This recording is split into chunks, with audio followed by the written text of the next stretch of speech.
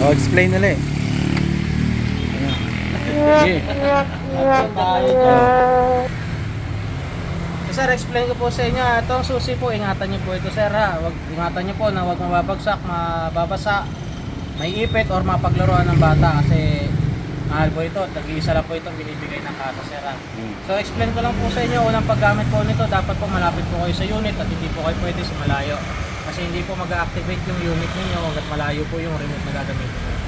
So sa step po natin, pindutin lamang po natin itong ignition nasa niya sir ha. Pag pindot po ninyo, makikita nyo po yung indicator key, open po yan. Then unang step po ninyo, may word dito na seat. Pagka-click nyo po dyan, may button din po tayo rito. Pag pindot nyo po, mag-o-open yung ating upuan. Pag narinig nyo pong lumagatok po yung upuan natin, open na po ito automatic. Then meron po tayo sa compartment, kasya po dito is half face lamang sir ha.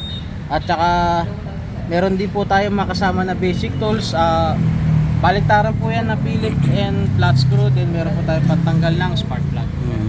Then sa tangke, then sa pagsasara po ng upuan natin sir, ipupush lang po natin ito. Then automatic na po yan maglalak.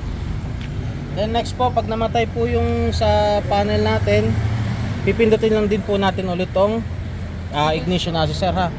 So lalabas po ulit yung indicator key. Then pihitin nyo lang po ulit. Then sa may parang letter I po na ito, ignition, lalabas na po, open na po yung ating panel.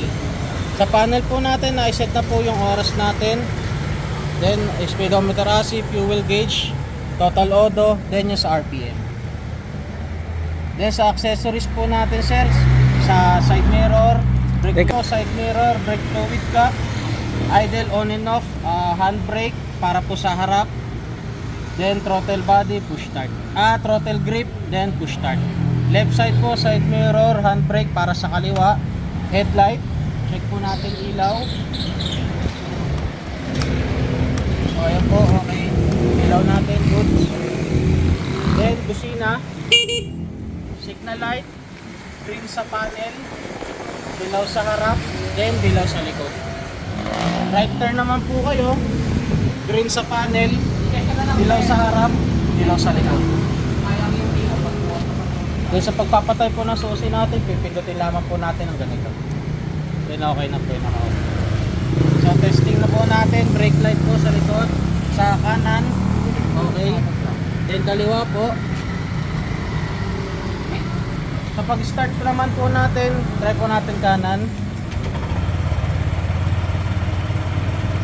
Sumandar po siya. Try po ibaba yung, pag binaba naman po natin yung side stand, automatic mamamatay po yung ating makina. Pero naka-open pa rin po yung panel. For safety na rin po yan sir, for in case na may kasama kayong mga bata. Kahit anong start po niya yan, hindi po yan naandar. Kailangan po, pag angat po, iangat nyo muna po yung side stand, then tayo natin yung left, push start. Okay. So naandar na po siya. So, meron po tayo ditong bulsa sa kaliwa. Meron po rin yung bali ang ano po dyan sir is na may type charging port na rin po tayo dyan, type C to type C. Lagayan dito bulsa. Pwede po dyan cellphone, wallet or kahit ano. Sa pagsasara naman po niya, pipindutin lang dito.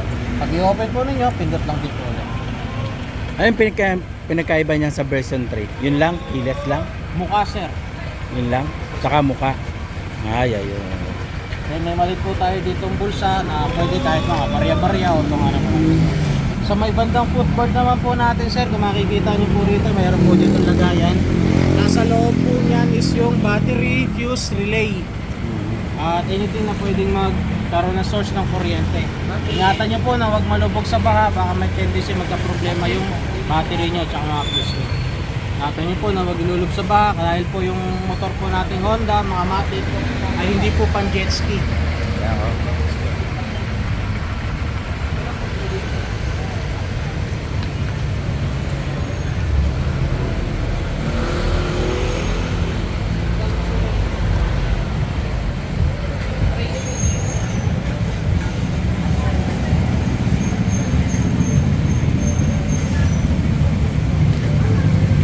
Speedometer po natin, Break in muna po tayo, 40 to 60 kilometers per hour.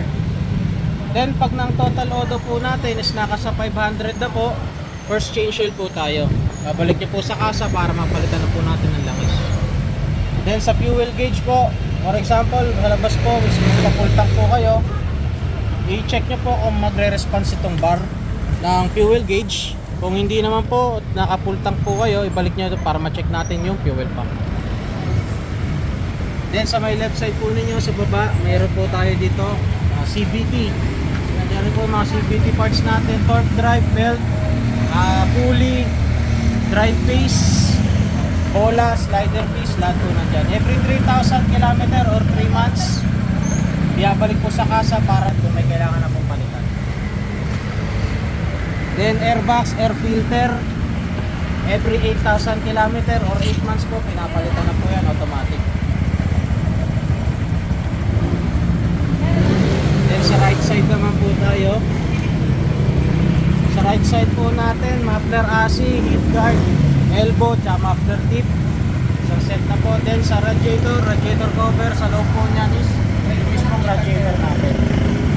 Then sa loob po nito, kung may mapapansin po kayo, yan, nasa loob po yung reserve po para po sa ating po. Every change oil po, pwede nyo po ipacheck sa mekaniko kung need na po mag-add or kailangan may problema po sa inyong ulat. Iwasan nyo rin po na malubog sa baha, may tendency po na pasukin yung loob ng makina. Yung mga CVT. Hindi mo na kailangan galawin yan, nakaset na talaga Kaya yan. po, kung ilalak mo lang naman po siya, Paano ba? Nakapark ka sa ibang lugar. So, paano mo yan na ipapark na hindi nila kayang ihiti? kung gusto mo lang pong, kung nakapark po siya sa malayo, automatic po siyang ilalak mo. So, papatayin mo po yung makina kasi lalak mo siya. Pipindutin mo lang ito, sir, yung may sign ng motor. Alin ang pang-lock dyan? Alarm po yan, sir. Alarm. Ito alarm. Magpapatayin po.